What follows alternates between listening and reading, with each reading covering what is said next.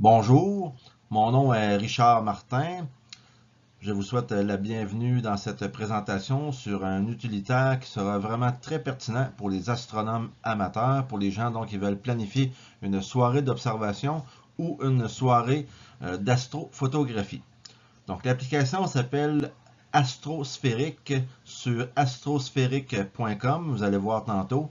Donc avec cette application qui existe aussi sur téléphone cellulaire, on va en reparler un peu plus tard.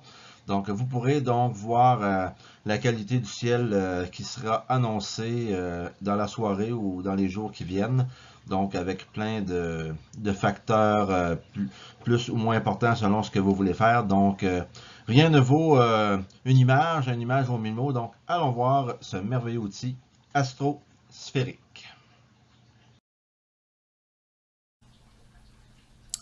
J'utilise le navigateur Google Chrome. Dans la barre de navigation en haut de l'écran, j'entre l'adresse astrosphérique.com. Donc, je fais la touche Entrée et voilà. Donc, le site va découvrir, grâce à l'adresse IP de votre ordinateur, l'endroit où vous êtes positionné. Et on a présentement la latitude et la longitude de l'endroit où je suis. Donc, dans votre cas, ça va être l'endroit où vous êtes. Et puis, sachez que cela fonctionne seulement pour l'Amérique du Nord. Donc, astrosphérique fonctionne seulement donc sur le continent américain du Nord. Donc, Canada, États-Unis. Vous avez en dessous ici des coordonnées une petite carte qui vous montre la couverture nuageuse approximative de l'endroit où vous êtes et autour. Là. Donc, commençons tout de même par la gauche de l'écran. Vous avez un petit icône ici, l'icône d'astrosphérique. C'est si je clique dessus, clique, et voilà, on me donne la possibilité d'utiliser les unités de mesure qui m'intéressent. Par exemple, je vais juste l'enlever 2 secondes pour vous montrer que présentement, on est en Fahrenheit pour les degrés, par exemple. Donc, on aimerait peut-être être en Celsius. Donc, c'est un exemple. Donc, si je vous montre ici, par exemple, encore le petit icône, je clique dessus et voilà. Donc, je vais dire, bon, je préfère comme la vitesse du vent en kilomètres heure, les températures en degrés Celsius, l'heure en 24 heures. ISS ici, c'est la Station spatiale internationale. Si elle avait à passer dans votre ciel, dans la période d'heure où vous consultez, là, vous verriez un petit dessin là, de la station spatiale. Donc, si le tout vous convient, vous avez seulement à recliquer sur l'icône d'astrosphérique et voilà. Et vous allez voir que maintenant, nous sommes en degrés Celsius, là, 7, 5, 4. Donc, la journée où je fais l'enregistrement, les températures ne sont pas très chaudes. Donc, on est au printemps 2020. Ok, donc ceci c'était pour nos unités préférées, donc système métrique dans mon cas. Donc, vous avez ici la date, pas la date, mais la journée, donc Saturday. C'est en anglais, ça, on ne peut pas le mettre en français malheureusement. Là. Donc, c'est en anglais, donc samedi 19h. Donc, et on va aussi voir la zone géographique. Vous avez en bas l'heure pour samedi, donc 17h, 18h jusqu'à minuit, 0h. Et la journée de dimanche et la journée de lundi. Et on voit qu'il y a différentes informations ici. Différents carrés de couleurs. J'y reviens dans pas très long. Mais commençons par voir ici ce que je vous disais tantôt, la couche de nuages. Vous avez un petit triangle ici en haut à droite. Et si je clique dessus, vous allez voir que la zone de nuages change et selon l'heure qui avance. Donc vous voyez l'heure ici à gauche en dessous de Sunday, là, 20, 21, etc. Donc, on peut faire le bouton pause et voilà, ça nous ramène comme ça. Donc, le lundi à 5 heures, c'est une approximation de ce que ça pourrait être. C'est sûr que plus on va dans le futur, plus l'approximation peut être non exacte. C'est quand même difficile, la météo, même en 2020. Là. Donc, c'est comme ça que ça fonctionne. Donc, vous avez aussi en dessous, justement, les heures. Là. Donc, si je clique, par exemple, vis-à-vis Sunday, et que je clique vers sur le 22h ici, vous allez voir, je suis sur 22h Sunday. C'est ce qui est écrit maintenant en haut à gauche. Et ça aurait l'allure peut-être de ce qu'on voit dans le grand rectangle avec les nuages. Présentement, la couverture nuageuse à ce moment-là. Donc, on peut cliquer sur n'importe quelle heure en dessous vis-à-vis la journée. Là, par exemple, à 2h du matin ici, le dimanche matin. Peu importe lequel que vous allez choisir. Là. Donc, et vous allez toujours voir en haut dans le grand rectangle de nuages actuellement, qu'est-ce que ça peut avoir. Si je prends une journée comme ici, par exemple, lundi là, à midi, là, vous allez voir que c'est quand même un peu mieux pour la zone ici. Là. La zone où on est, le cercle rouge, il n'y a pas de nuages. Donc c'est pour ça que c'est bleu ici. Là. Tandis que si on était ici, par exemple, à midi, vous allez voir qu'il y a des nuages ici, présentement, vis-à-vis du cercle rouge, donc c'est nuageux. C'est pour ça que c'est blanc vis-à-vis le petit nuage qu'on va voir dans le détail tantôt. Là. Donc, le petit rond ici, il est très important. C'est justement la position où vous êtes, la latitude et longitude. Si vous gardez le bouton gauche de la souris enfoncé, vous pouvez déplacer la... premièrement, vous cliquez, excusez-moi, là. Vous cliquez et vous voyez la carte. Et là, vous pouvez déplacer comme ça la carte. OK? Donc, si vous voulez jouer aussi avec le zoom, vous pouvez rouler avec la roulette de la souris. Ou si vous préférez, il y a aussi le plus et le moins ici qui vous permettent de dézoomer ou zoomer. Donc, si je dézoome comme ça, que je garde le bouton enfoncé, que je m'en vais par exemple quand j'ai la ville de Montréal ici, donc à peu près comme ça, je pourrais faire en bas où c'est marqué Get New Forecast. Cliquez là-dessus avec le bouton gauche et voilà. Donc, et là, il va me donner les prédictions donc pour la ville de Montréal, naturellement qui sont différentes de où j'étais tantôt. Là. Donc, j'ai changé d'endroit. Vous avez la latitude et la longitude correspondantes en haut. Et tout ce que je vous ai montré tantôt avec le petit triangle pour faire avancer le temps fonctionnerait aussi. Là. Je ne le ferai pas encore une autre fois. Donc, c'est comme ça qu'on peut changer de ville. Si je voudrais revenir à la ville où j'étais, à Rouyn-Noranda, je pourrais cliquer encore une fois n'importe où dans le grand rectangle ici, là, un petit clic et voilà. Et j'ai juste à me déplacer soit manuellement comme ça et retrouver l'endroit. Si je zoome éventuellement, les noms de villes apparaissent-ils pas? Attendez. Bon, là, je ne le vois pas. Ah oui, je le vois. On le veut apparaître ici, Rouyn-Noranda. Donc, si on zoome assez, on peut voir apparaître.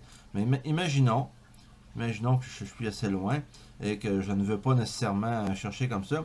Je peux cliquer sur la loupe ici à gauche. Et voilà. Et écrire en haut la ville, Rouyn-Noranda. Donc, j'ai cliqué à côté, Rouyn-Noranda. Et voilà. Et soit je fais entrer ou je reclique sur la loupe. Et là, on va me donner des possibilités. Donc, j'ai Rouyn-Noranda. Je pourrais aller tout de suite chercher la météo, là, ou juste faire Refine on Map qui m'emmène à Rouyn-Noranda. Je clique là-dessus, le Refine on Map, et voilà. Et je suis vis-à-vis Rouyn-Noranda. Il y avait un autre choix là, pour aller à l'aéroport juste en dessous, là, mais j'ai choisi la ville.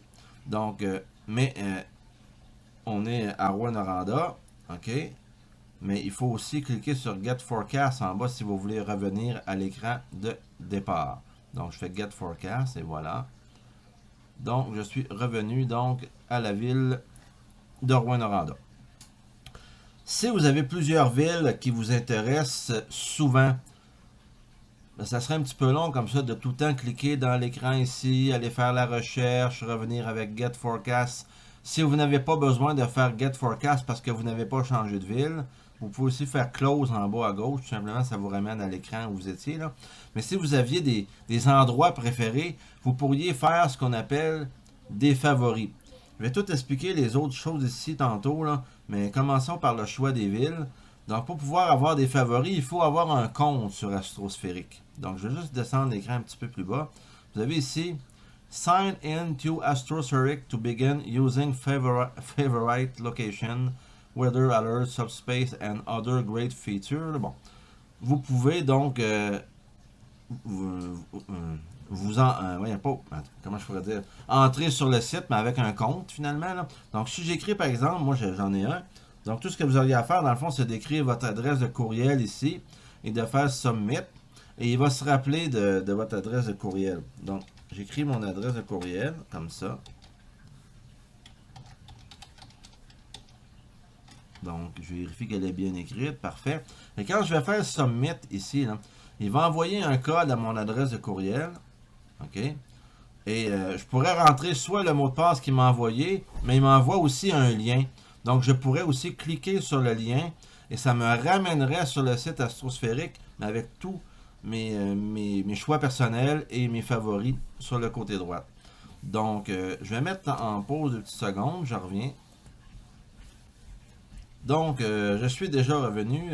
Je suis juste allé dans mon courrier électronique en privé. Là. Donc, cliquez sur le lien que Astrosphérix m'a envoyé. Donc, vous avez exactement la même image que tantôt, sauf que maintenant, sur le côté droit ici, vous avez maintenant plusieurs villes. Ce sont donc mes villes de la région où je suis, donc que j'ai entré comme favoris.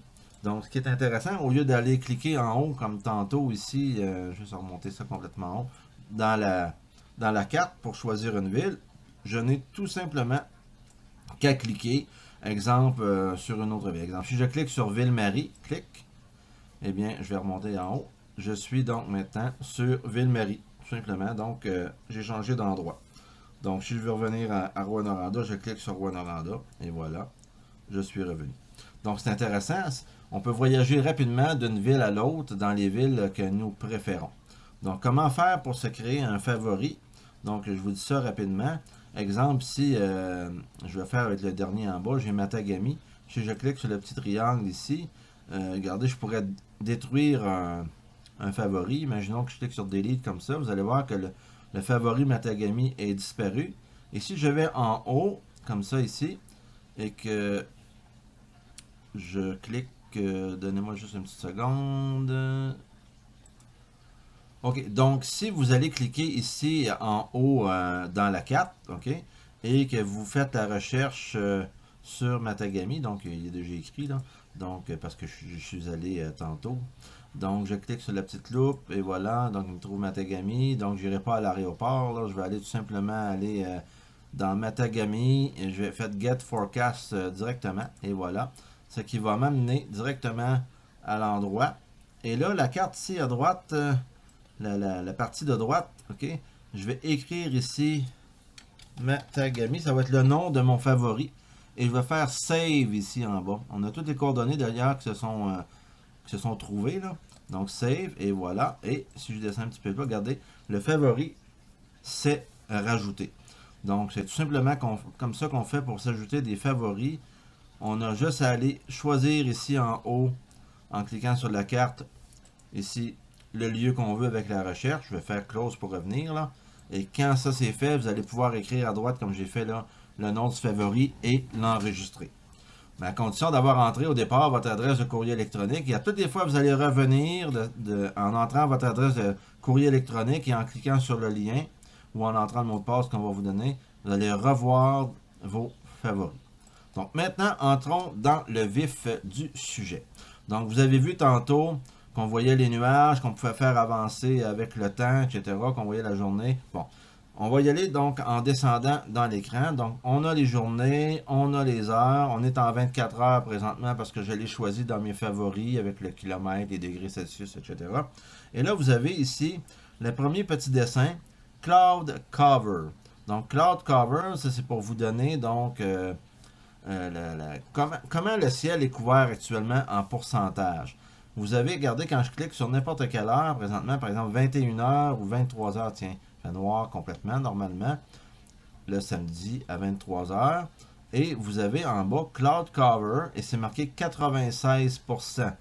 Si j'étais sur, exemple ici, c'est un petit peu vert, vous allez voir que c'est à 75% couvert. Donc c'est le degré de couverture. Si vous voulez avoir une définition, comme je vous dis, ça va être en anglais, là, mais quand même, vous cliquez directement sur Cloud Cover ici et vous allez avoir la définition en anglais là, du Cloud Cover, les couleurs, qu'est-ce que ça veut dire. Plus qu'on va vers le gris, le blanc, c'est couvert. Et naturellement, quand on a un ciel dégagé, c'est vraiment un beau bleu ici. Là, et vous avez différentes définitions là, des nuages cirrus qui sont très hauts en altitude et les orages, etc. Donc, on vous donnera des renseignements comme ça que vous pourrez lire. Donc, je ne veux pas tout lire ça avec vous. Vous pourrez le faire par vous-même. Donc, je vais tout simplement reculer. Et voilà. Donc, vous l'avez pour Cloud Cover ici. Donc, vous avez les différentes couleurs de cette couche-là ici. Jusqu'à à peu près 3 jours de samedi, dimanche, lundi, dans mon cas, là, de prévision. OK? Vous avez aussi, donc, naturellement, pour l'observation, pour préparer l'observation astronomique, naturellement, ça vous prend un ciel dégagé. Donc, ça prend la couleur le plus beau bleu possible. Et on voit bien que dans ce cas-là, là, de samedi à mardi, c'est pas une très belle période pour observer. Mais c'est une très belle période pour préparer une vidéo, par exemple. Regardez, vous avez ici la deuxième rangée, l'autre couche que je peux expliquer dans l'écran que vous avez devant vous, la transparence. Ça, la transparence, si je clique par exemple sur 23 heures encore ici, vous allez voir que présentement c'est marqué nuageux. Mais ça, on s'en vient, moi j'ai pas d'exemple, je vois ça, c'est tout blanc partout là. Je pense bien que c'est pas mal ça. Hein? Ouais, c'est ça. Mais on pourrait avoir ici un pourcentage aussi, mais là c'est vraiment le nuageux complètement là. Donc, mais c'est pas comme le cloud cover, c'est vraiment la transparence. Des fois, il pourrait ne pas y avoir vraiment de nuages, mais il reste quand même un résidu là, entre nous et l'autre côté de l'atmosphère, si vous voulez. Là. Donc, un résidu ça fait que c'est pas totalement transparent. Donc, on va vous mentionner ici la transparence, si je clique dessus, là, regardez. Donc, la transparence, elle est tout expliqué ici. Et vous avez cloudé, regardez, vous avez poor, vous avez moyenne, ça arrive. À moyenne, là, on commence à être capable d'observer, mais c'est sûr que plus qu'on va vers l'excellent, encore là, vers le bleu, dans ce cas-là, plus la transparence du ciel va être intéressante. Et ça, la transparence du ciel, c'est important quand vous observez des objets au télescope, par exemple, comme des galaxies, des nébuleuses. Ça vous prend vraiment une bonne transparence de ciel pour être capable d'observer, d'être capable de voir, premièrement, ces objets-là et de les voir bien. Okay, donc, ça prend une bonne transparence. Vous avez aussi le troisième indicateur, ok, qu'on appelle le seeing. Le seeing, c'est d'être capable de voir le mieux possible au travers... juste vérifier quelque chose. Ok, non, c'est bon. Donc, c'est d'être capable de voir le mieux possible les objets sans qu'il y ait de... Je cherche le mot, là. Que l'atmosphère soit stable, finalement. Il faut une atmosphère stable. Par exemple, si vous regardez une planète et que le seeing est vraiment pas bon, vous avez l'impression, des fois, que la planète se déplace quand vous la regardez dans le télescope. C'est vraiment fatigant. Là. Donc, le seeing, c'est vraiment quand on regarde des planètes ou même des amas globulaires assez brillants, là, quelque chose qui est plus concentré. Là. Comme une planète, c'est vraiment concentré. Donc, si vous voulez voir des détails sur une planète comme la tache rouge sur Jupiter, par exemple, la division de Cassini dans les anneaux de Saturne, ben ça vous prend un bon seeing. Là aussi, le seeing en bas, si vous cliquez dessus, vous allez avoir donc la définition complète de c'est quoi ce facteur-là qu'on appelle le seeing. Et naturellement, encore là, c'est le bleu qui est la meilleure couleur. Bon, donc le seeing est très important. C'est un facteur, si vous voulez aussi faire un grossissement, grossir au télescope une planète, par exemple, au lieu de la regarder à 75 fois, puis vous voulez la regarder à 300 fois, mais naturellement, si votre seeing est bon, vous allez pouvoir. Sinon, malheureusement, ce ne sera pas la bonne soirée pour faire de l'observation détaillée des planètes. Donc, vous avez aussi l'indice COPE ici qui peut vous donner quelques renseignements. Donc l'indice COPE peut vous aider à imaginer ce que vous pourriez avoir au niveau des aurores boréales. Donc plus l'indice est élevé, imaginons en haut de 4. Donc en haut de 4, la possibilité d'avoir des aurores boréales commence à être intéressante. Naturellement, si vous auriez un 6 ou un 7... là, vraiment, là, vous auriez de très bonnes chances de pouvoir observer des aurores boréales. Avec un indice comme on voit présentement, 1, 2, 3, là, vous n'avez pas grand chance d'en voir, et cela surtout si c'est nuageux, hein, comme dans le cas présent. Donc l'indice COPE est intéressant à observer. Vous avez aussi les heures de coucher et de lever de soleil là, que vous avez ici, là, le lever de soleil, coucher de soleil. Vous avez aussi le passage de la station spatiale, comme je vous expliquais tantôt. Là. Vous avez la petite station spatiale là, qui passerait vers cette heure-là là, vis-à-vis la région que vous avez choisie, par exemple dans mon cas, Rouyn-Noranda. Donc, ça peut être intéressant donc à regarder. Cette station-là, c'est comme un point assez brillant là, que vous pouvez donc suivre très longtemps dans le ciel habituellement. Là. Donc, vous pouvez aussi aller sur le site Events Above et pouvoir trouver votre ville et voir exactement où passe la station spatiale dans les étoiles, dans les constellations. Donc, ça aussi, c'est intéressant à observer. Donc, en dessous de cela, vous allez voir la direction du vent. Donc, vous avez des petits, comme des petites pointes de tarte là, qui vont vous donner la direction du vent. Naturellement, le nord est en haut, le sud est en bas. Et puis, il y a différentes couleurs là aussi là, pour vous montrer la différence s'ils ventent très fort ou non. Là. Regardez, je vais cliquer sur Wind en bas, c'est marqué 8 km/h. Et vous allez voir les différentes couleurs. Encore là, bleu, c'est calme. Et naturellement, s'ils vendent très fort, ça va être dans le blanc. Donc, naturellement, quand on fait de l'observation astronomique et surtout de l'astrophotographie, on veut que le vent soit calme. Et l'hiver, quand il fait moins froid avec le facteur vent, naturellement, ce n'est pas intéressant d'avoir un vent qui est trop agité. Ok, donc c'est intéressant. Vous avez ces informations-là aussi, direction du vent, vitesse du vent. Vous avez aussi la température, donc vous avez le petit thermomètre qui va vous donner la température qu'il va faire selon l'heure qui est en haut. Là. Et si vous cliquez sur n'importe quelle heure, encore là, n'oubliez jamais que vous avez les informations en bas. Par exemple, si vous avez, mettons le dimanche soir à 23h, tiens, pourquoi pas, mais vous allez avoir le vent qui est à 20 km/h, moins 2 degrés Celsius. Vous savez que le seeing n'est pas très bon que c'est nuageux, 96% couvert. Et puis, on a aussi un autre élément intéressant, la petite goutte ici, la petite goutte d'eau, là, qui est le dew point. Donc, le dew point, c'est le point de rosée, si vous voulez. Donc, c'est la température auquel vous allez avoir l'humidité qui va se produire. Là. Par exemple, si vous regardez le dessus de votre télescope, là, ben, dans ce cas-là, vers moins 4 degrés Celsius, ça pourrait arriver qu'il commence à y avoir de l'eau qui se forme dessus. Et naturellement, s'il fait moins 4, l'eau va se transformer en glace. Donc, va avoir un petit givre sur votre télescope. Si c'était l'été, ben, votre télescope peut devenir trempe. Là. Donc, tout trempé. Là. Donc, à la longue, si vous restez longtemps à observer. Donc, vous avez cette information-là aussi, selon le temps.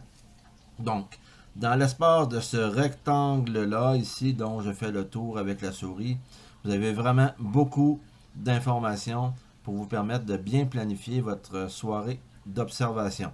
Et vous pouvez voir en bas pour n'importe quelle heure que vous cliquez dessus. En bas, vous voyez, là, je clique sur les heures, mais en bas, vous allez voir les détails de l'heure où vous avez cliqué. Donc, ceci était vraiment une partie là, très intéressante pour planifier l'observation. Vous avez aussi des planifications, il manquait quelques syllabes, à long terme, donc mardi, mercredi, jeudi, mais naturellement, plus on va loin dans le futur, moins les prédictions sont certaines. Vous savez comment ça fonctionne, la météo. Et donc, vous avez des informations donc, qui peuvent être intéressantes donc, à regarder. On peut prendre la barre de défilement ici, se déplacer encore plus loin.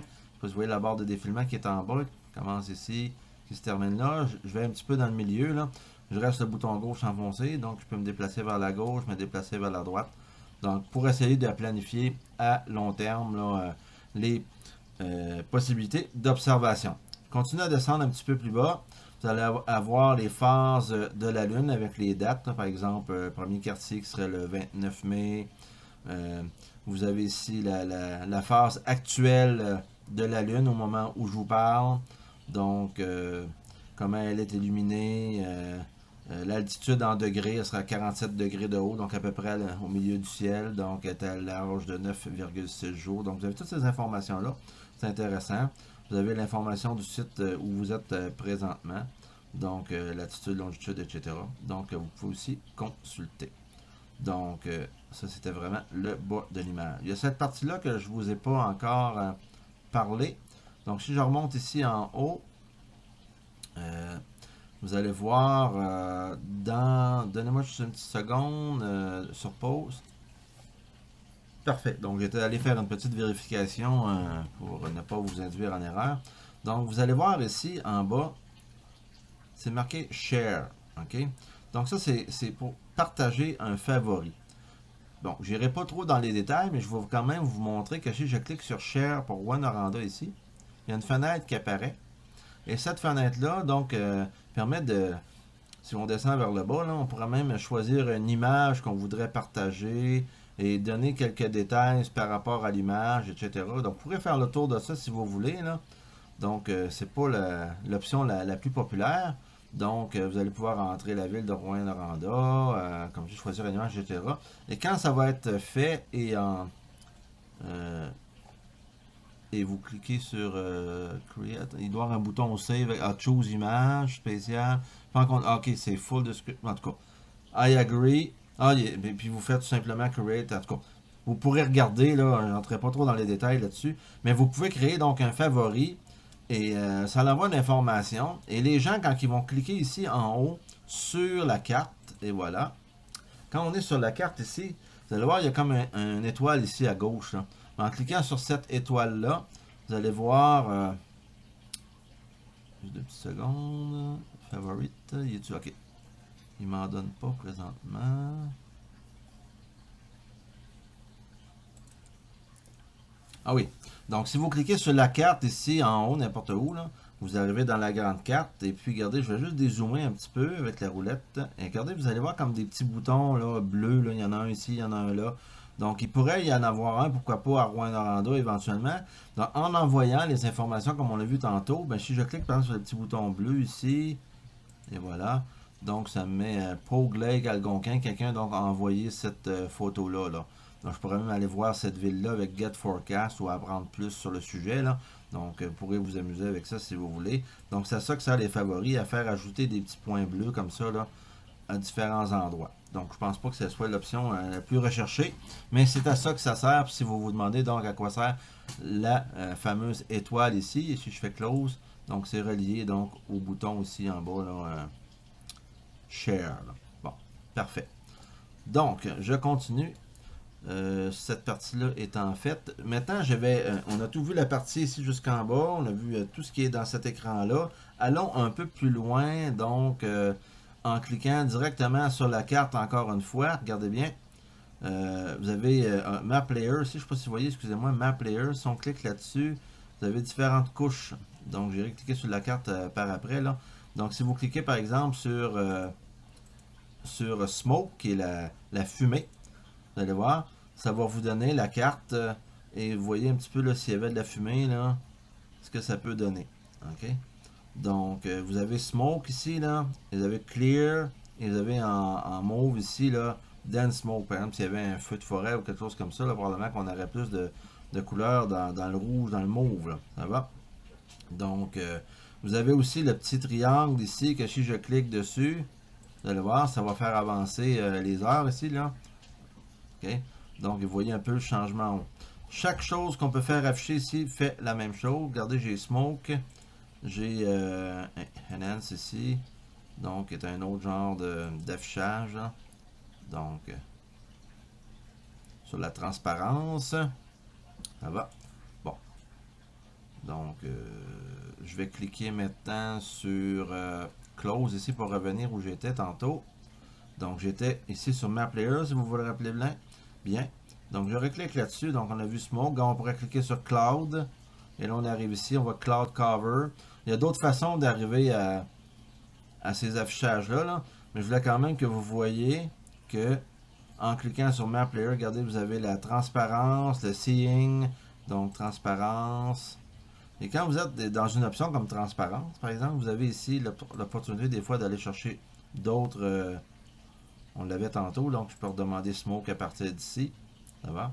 Donc je fais Close.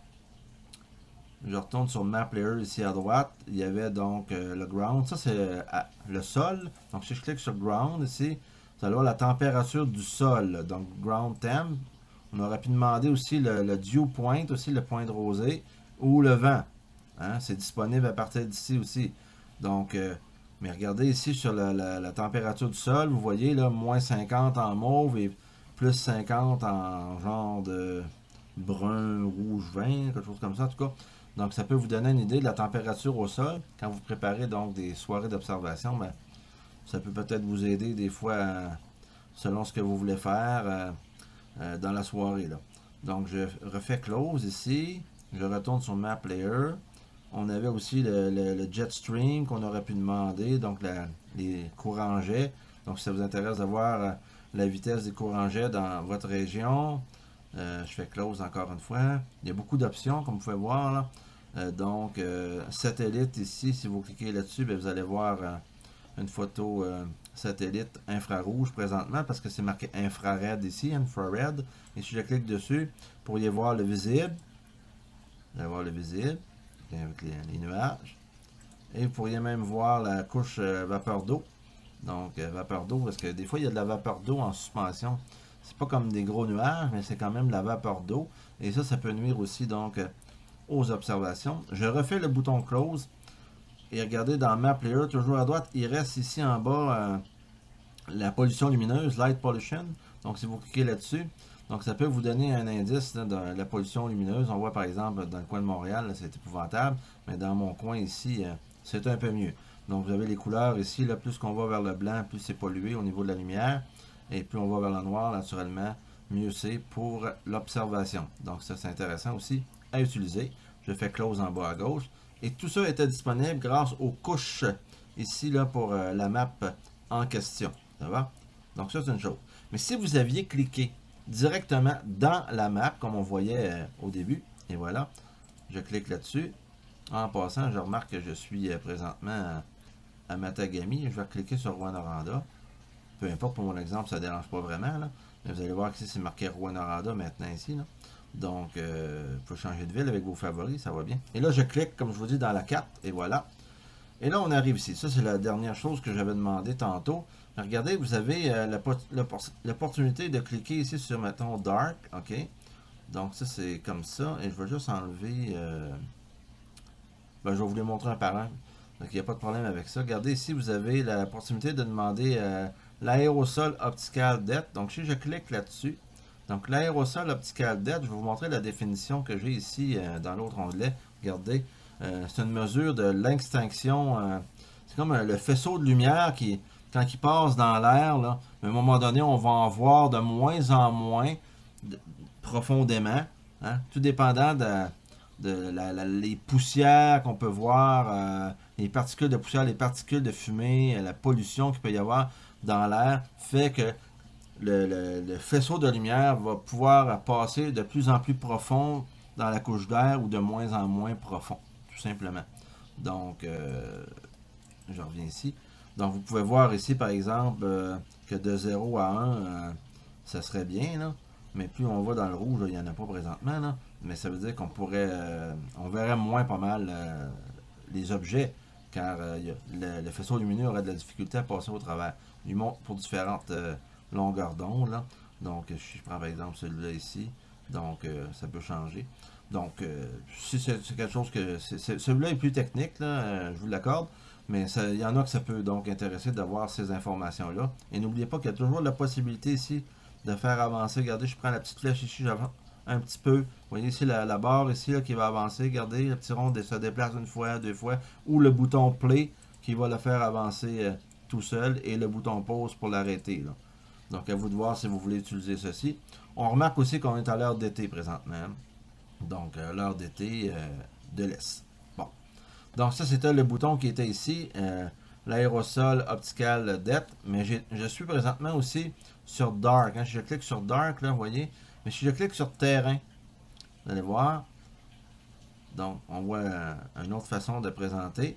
Donc, là, c'est comme une carte géographique qu'on achètera au magasin. Là. Et si vous cliquez sur Satellite, là, vous voyez plutôt l'image satellite avec l'aérosol optical depth parce que c'est ça qu'on avait demandé donc en dernier. Si je clique dessus pour l'enlever, regardez, je reviens seulement à l'image satellite. Même affaire pour terrain. Si je clique sur terrain, ben j'aurais plus les autres informations que j'avais tantôt, l'optical, l'aérosol optical depth. Et la même affaire pour dark pour revenir au dark original. Là. Ça va? Vous avez ici le Jetstream qu'on parlait tantôt. C'est une autre façon de le regarder. Et naturellement, là, vous pouvez faire ça sur satellite, le Jetstream aussi. Donc ça, c'est comme le fond, un terrain, dark ou satellite, tout dépendant de comment vous voulez voir l'information. Donc c'est intéressant d'utiliser les trois. Donc, et vous avez, comme on voyait tantôt, le Jetstream qu'on pourrait faire avancer dans le temps. Donc je ne reviendrai pas là-dessus. Là, et qu'on pourrait jouer donc avec la barre de défilement. Pour enlever le Jetstream, vous avez seulement qu'à cliquer encore une fois sur le bouton et il devient invisible. Ça va? Donc, vous avez ces deux boutons qui sont situés à cet endroit, mais il y a tous les autres qui sont à droite ici. Vous reconnaissez probablement les trois premiers. Ils correspondent à, regardez, les trois petits boutons qui sont ici. Hein? Donc, vous avez ici la couverture nuageuse, la transparence et le fameux Seeing. Donc, si je retourne cliquer ici, là-dedans, et voilà. Donc, c'est celui-là ici. Donc, si je clique sur le bouton Cloud Cover, donc couverture nuageuse, vous allez voir donc la couverture nuageuse. Préférez voir en fonction du satellite, en fonction d'une carte normale ou en fonction de la noirceur. Donc, à vous de voir comment vous voulez voir le fond par rapport à l'information qui est la couverture nuageuse que vous avez demandé. Même chose pour la transparence. Okay. Autour avec la fameuse règle en bas que quand on va vers le bleu, c'est mieux et vers le blanc, c'est moins bon. Avec ce qu'on voyait tantôt au niveau des listes déroulantes, par exemple, pour la couverture au niveau de la fumée, par exemple, qui pourrait déranger s'il y avait des feux de forêt.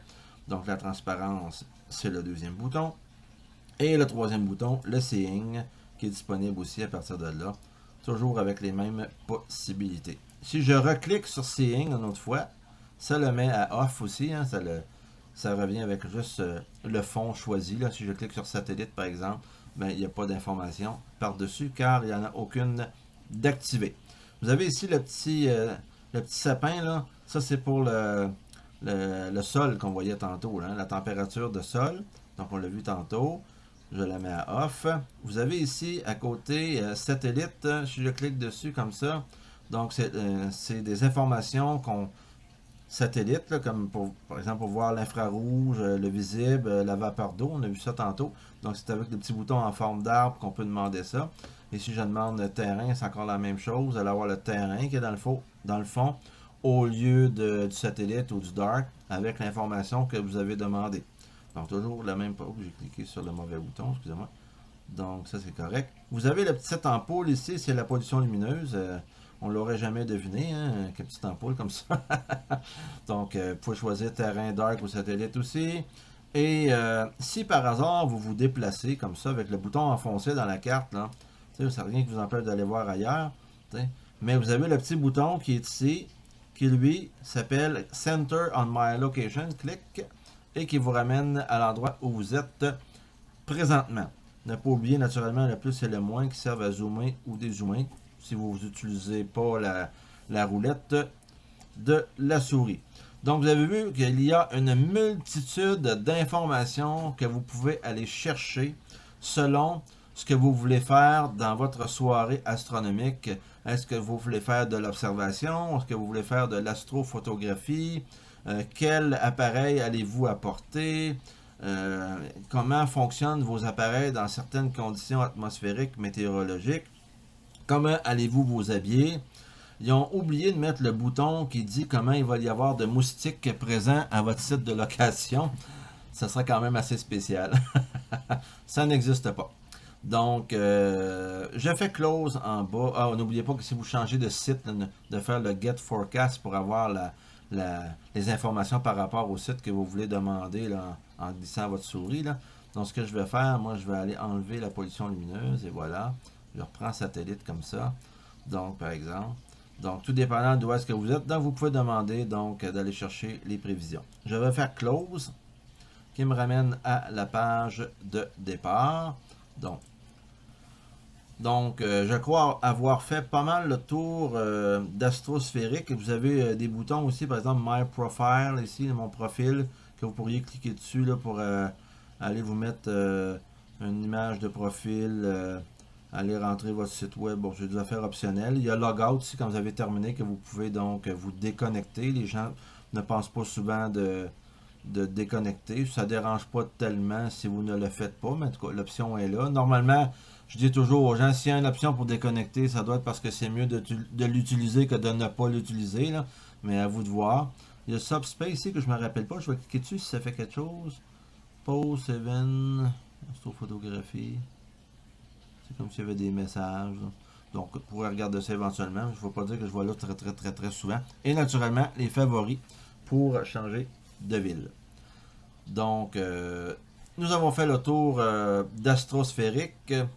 Donc, sachez qu'il est très intéressant de savoir cette information-là. Vous pouvez télécharger l'application Astrosphérique sur un téléphone cellulaire.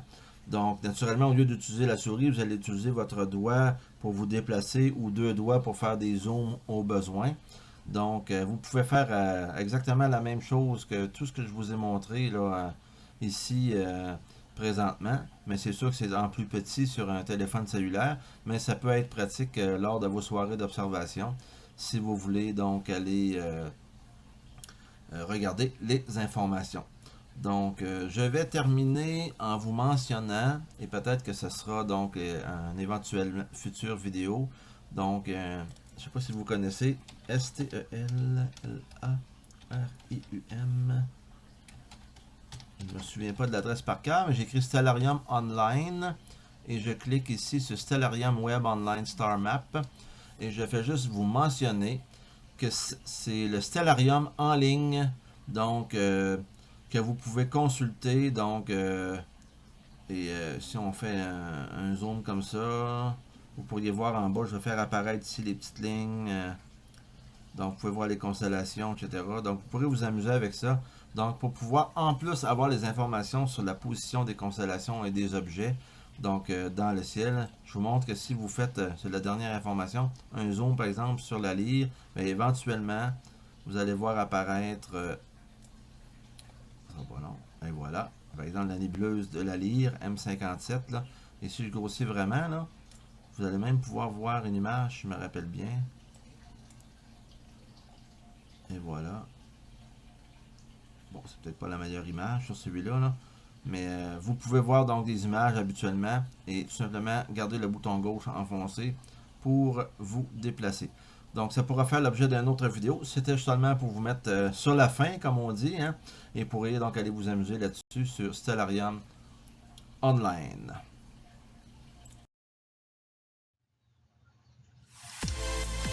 J'espère que cette présentation vous aura plu. Je vous remercie beaucoup de l'avoir regardé jusqu'à la fin. Sur ce, je vous souhaite une bonne fin de journée ou une bonne soirée et surtout de très bonnes observations astronomiques. Maintenant, vous pourrez utiliser un outil pour vous aider. À la prochaine!